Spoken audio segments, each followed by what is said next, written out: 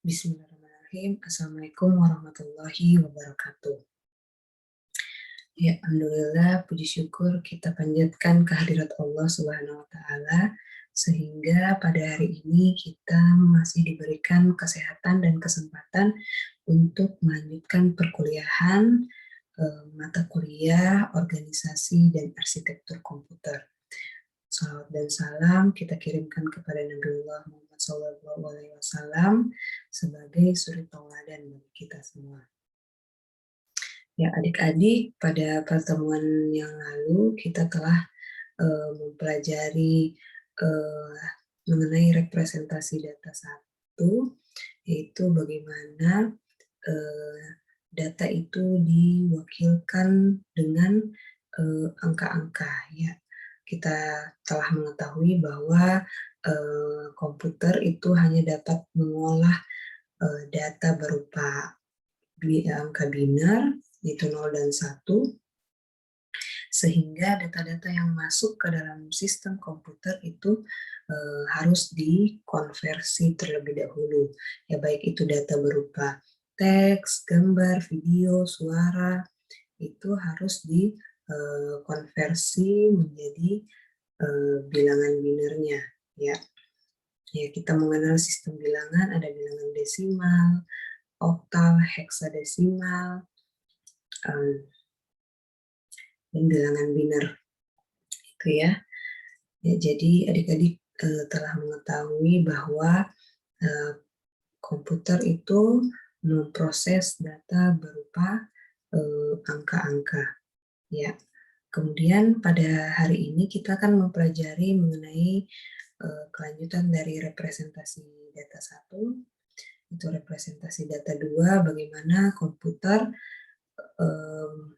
mengolah, memproses data berupa teks, gambar, video, maupun suara. Ya, saya share screen terlebih dahulu.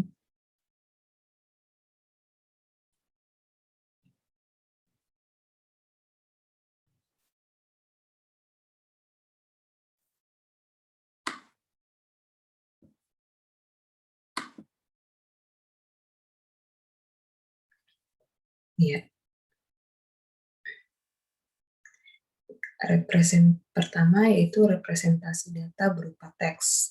Ya, bagaimana komputer ketika memproses data berupa teks.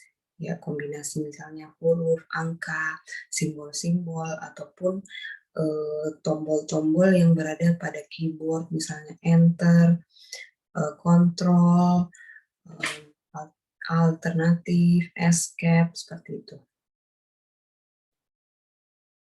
Ya, jadi data ini yang sering ditemui itu berupa kumpulan karakter, ya, seperti huruf A, B, C, maupun yang tidak dapat dicetak, ya, seperti spasi, enter, itu ya. Kemudian representasi data dalam bentuk teks ini merupakan pemetaan antara lambang atau simbol karakter dengan nilai bilangan tertentu, integer.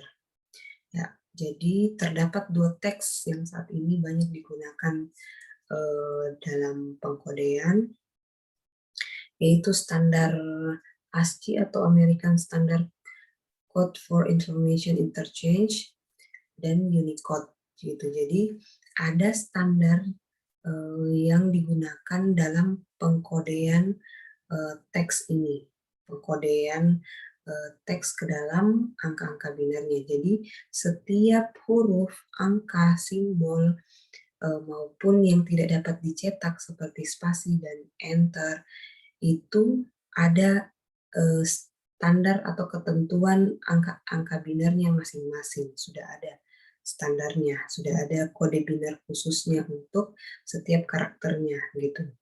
Jadi ketika kita menekan huruf A itu langsung ada standar tertentu berdasarkan pengkodean ASCII misalnya atau berdasarkan pengkodean Unicode. Adik-adik bisa search di Google tabel ASCII atau tabel kode biner dari setiap huruf atau angka yang berada pada keyboard misalnya. Jadi semua itu sudah ada standar kode binernya.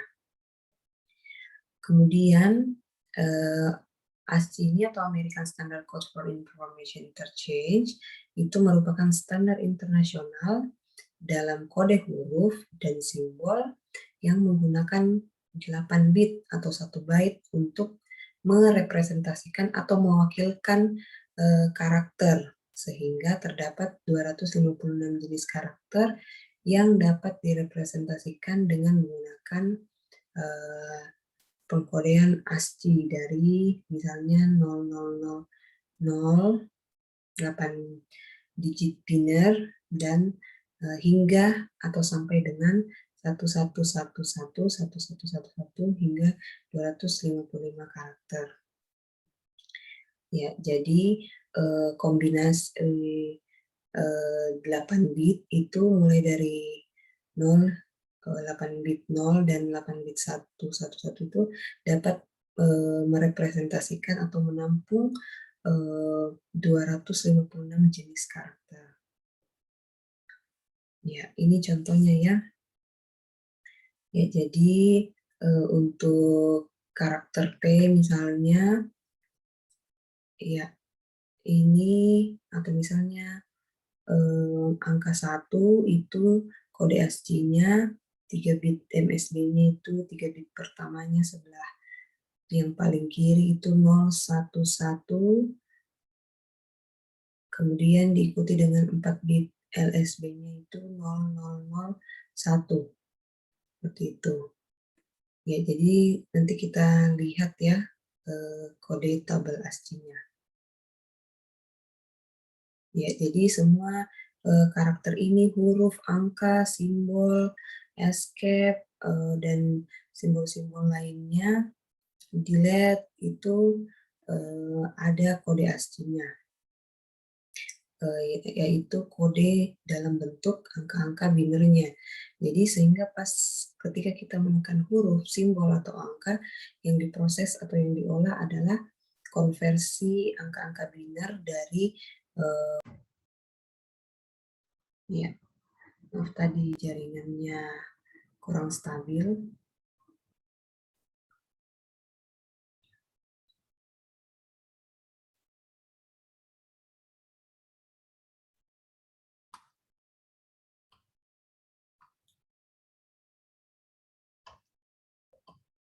Ya, jadi setiap simbol angka itu ada dalam bentuk kode binernya. Ya, kemudian untuk ini merupakan penjelasan tentang ketika kita menekan sebuah huruf pada keyboard atau teks. Ya, jadi prosesnya yaitu ketika kita menekan sebuah huruf, ya kode-kode binernya ini dikirim melalui kabel, kemudian melewati port input-output, datanya kemudian diambil di memori, data kode biner dari huruf Z, kemudian diproses oleh prosesor, dibaca bahwa yang ditekan adalah berdasarkan kode binernya yang ditekan adalah huruf Z, kemudian ditampilkan data tersebut melalui port output dan melalui kabel, dan akan ditampilkan melalui perangkat output yaitu monitor. Ya, ini penjelasannya. Jadi huruf Z ditekan, data digitalnya dikirim dari keyboard ke CPU, kemudian data disimpan di RAM. Ya, data di RAM ini dikirim ke bagian luar monitor. Kemudian huruf Z ditampilkan. Ya, sedangkan Unicode adalah perkodean dengan menggunakan 16 bits untuk merepresentasikan karakter. Jadi terdapat 2 pangkat 16, yaitu 65.536 jenis karakter yang dapat direpresentasikan atau yang dapat ditampung. Ya, pada pengkodean Unicode 256 karakter pertama sama dengan ASCII, ya, yang panjangnya dengan panjang 16 bit. Ya, ini tabel kode untuk Unicode. Jadi untuk misalnya karakter alfabet Latin, jumlah karakternya 8.192, itu nilai heksanya dapat menampung data 0000 sampai dengan 1FFFF. Itu pula dengan simbol matematika, Dingsbuds itu, kemudian huruf-huruf Cina, Jepang, Korea, itu semua ada kode binernya masing-masing ketika menekan keyboard atau layar pada monitor atau laptop, seperti itu.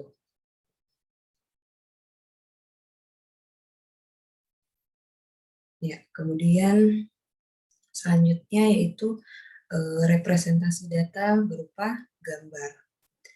Ya, jadi resolusi media adalah jumlah titik per inch, jadi dot per inch atau yang disingkat DPI. Ya, jadi jumlah titik per incinya tiap media itu berbeda, seperti untuk monitor pada umumnya itu 70 hingga 120.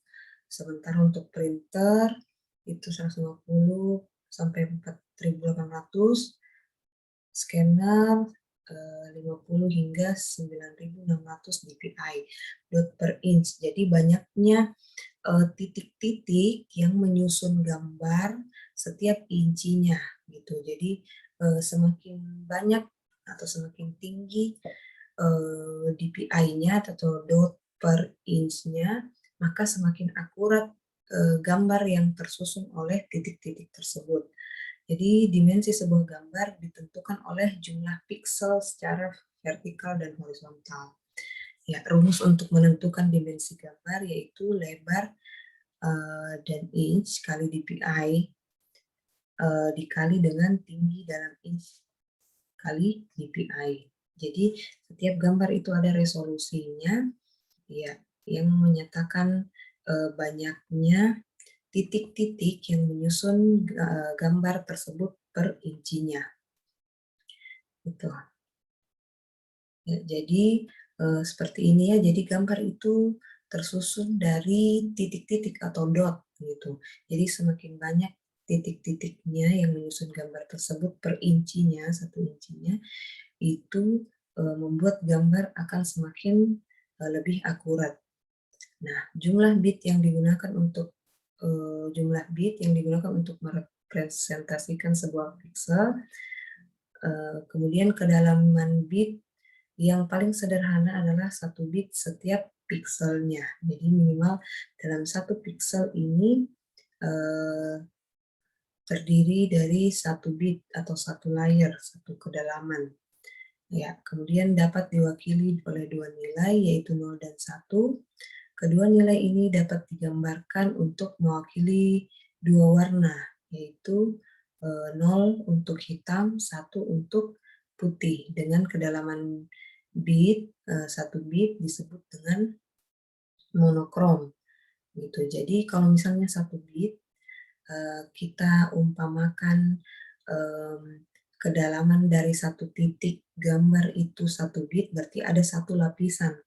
Namun ketika kedalaman 1 titik gambar itu ada 8 bit, berarti ada 8 lapisan bit gitu. Jadi lapisan 1 sampai 8 itu dapat berupa kombinasi angka biner 0 dan 1. Jadi anggap saja misalnya di titik ini,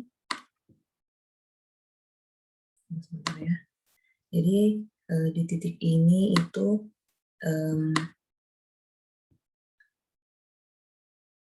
warnanya putih, berarti angka binernya 1. Ya, sedangkan yang ini ya warnanya hitam itu direpresentasikan dengan 0. Itu untuk kedalaman bit 1 bit. Namun ketika kedalaman bitnya 8 bit, berarti dalam satu titik ini ada 8 kombinasi angka binar. Ya, kalau 0, 0, 0, 0, 0, 0, 0, 0, 0, 0, 0, 0, 1, berarti ini tidak full putih, karena karena sudah ada maksudnya yang hitam ya, 00001 tadi di bit terakhirnya, berarti sudah tidak full hitam karena sudah ada kombinasi angka putih, angka 1 untuk merepresentasikan warna putih, sehingga warna hitamnya tidak sehitam ketika bitnya 0000000, seperti itu. Ya. Kemudian untuk format gambar ini ada gambar berupa vektor dan bitmap. Vektor ini merupakan gambar digital yang berbasis perhitungan matematis. Ya, gambar dengan format vektor ini merupakan gambar dengan kualitas yang bagus. Ya, salah satu ciri gambar vektor yaitu ketika di zoom in, zoom out itu gambar tidak pecah maupun blur. Ini disebabkan karena vektor merupakan gambar yang berisi gabungan titik yang membentuk titik dan garis yang membentuk sebuah objek.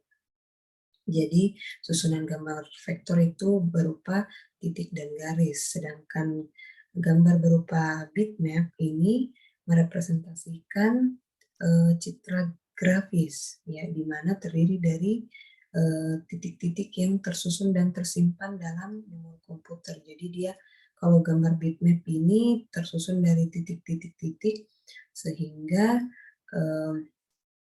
ketika diperbesar ini dapat pecah atau blur kalau gambar bitmap, seperti itu. Nilai dari setiap titik gambar format bitmap ini diawali oleh 1 bit data hitam dan putih dan akan bernilai lebih besar jika berwarna. Kalau adik-adik pernah menggunakan Photoshop atau aplikasi gambar lainnya, itu untuk memilih warna ada kode-kodenya tersendiri, ada kode heksadesimalnya. Nah, kode warna itulah juga yang dikonversi menjadi angka-angka binar. Ya, contoh seperti ini gambar vektor. Ya, di gambar vektor itu tersusun atas titik dan garis. Jadinya ketika diperbesar, gambar vektor itu tidak blur atau pecah. Ya, jadi tersusun atas titik dan garis, sedangkan untuk gambar bitmaps itu tersusun oleh titik-titik, dot-dot ini ya, jadi satu dot-dot ini itu sehingga ketika diperbesar gambarnya pecah. Ya, kemudian ya, kompresi gambar. Ya, teknik kompresi ini dikenal sebagai upaya untuk meringkas file gambar menjadi file yang sama dengan namun dengan ukuran yang lebih kecil. Nah, secara mendasar standar-standar teknik kompresi ini memiliki dua jenis teknik kompresi, yaitu teknik kompresi dengan secara lossy dan secara lossless. Kalau lossy ini kompresi gambar itu untuk membuat file gambar menjadi lebih ringan dan ukuran filenya itu lebih kecil. Dua teknik yang digunakan untuk teknik lossy compression yaitu membuat kapasitas gambar menjadi lebih kecil dengan menghilangkan beberapa informasi dari sebuah gambar asli. Jadi titik-titik bit dari gambar itu dihilangkan sehingga menjadi lebih ringan, tapi tidak merubah gambar secara drastis, tidak, tapi mungkin keakuratannya itu menjadi semakin berkurang. Sedangkan lossless compression itu adalah teknik kompresi yang tidak pernah menghilangkan semua informasi dari gambar aslinya. Gitu. Ya, jadi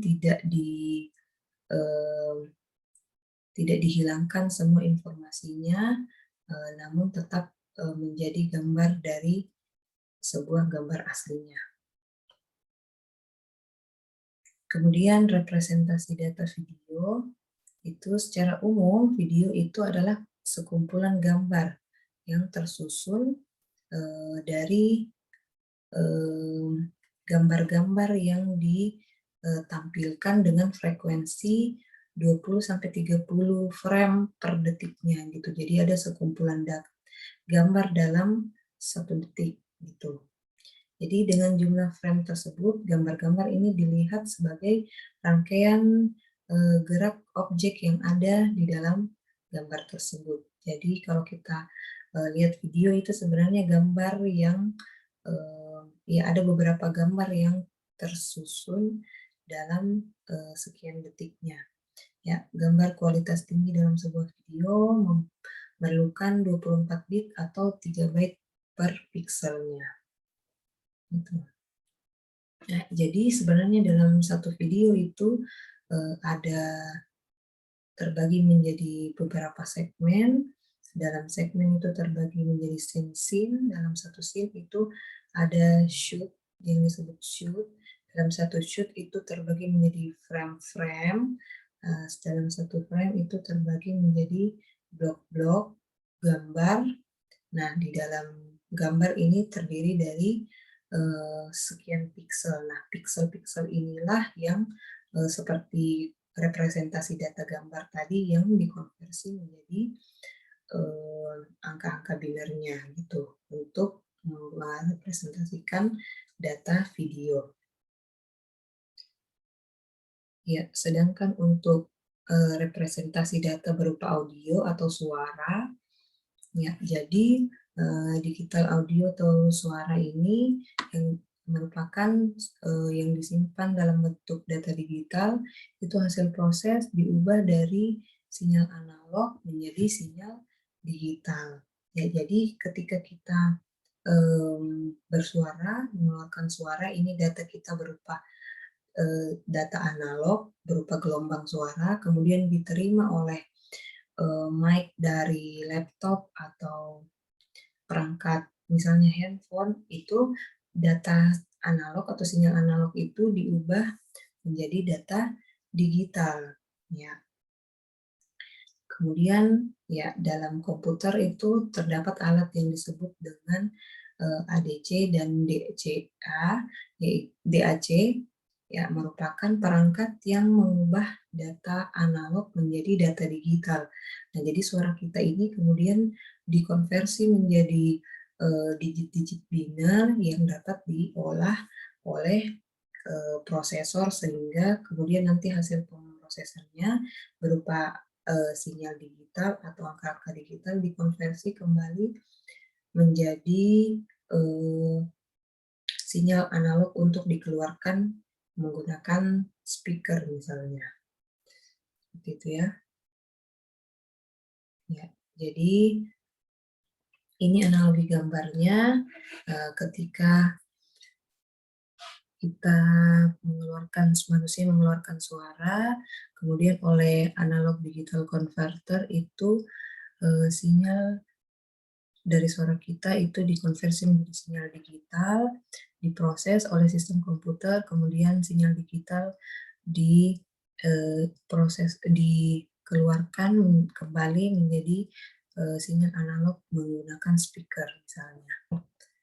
Ya, jadi ADC ini adalah perangkat elektronika yang berfungsi untuk mengubah sinyal analog menjadi sinyal digital. ADC ini dapat berbentuk suatu modul atau rangkaian elektronika berupa chip IC yang berfungsi untuk menjembatani pemrosesan sinyal analog oleh sistem digital.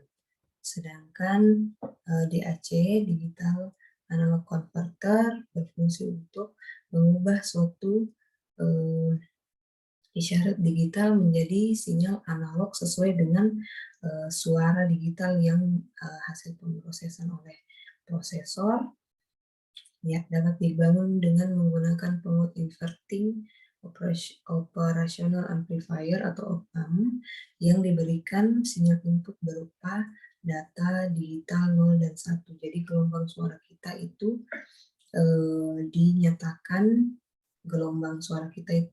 dinyatakan dalam angka biner 0 dan 1.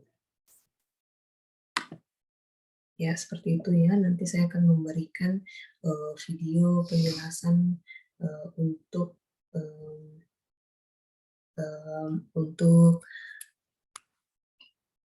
angka konversi dari sinyal suara. Ada video penjelasannya. Bagaimana komputer mengolah data berupa sinyal analog menjadi sinyal digital maupun sebaliknya. Ya, itu tadi adik-adik penjelasan mengenai representasi data berupa data teks, gambar, video, dan suara. Saya harap adik-adik dapat memahaminya. Jika ada yang belum dipahami, silakan dapat ditanyakan di grup WhatsApp, dicatat rangkumannya, nanti ada juga tugas setelah ini. Ya, itu ya. Terima kasih, selamat belajar. Saya akhiri. Assalamualaikum warahmatullahi wabarakatuh.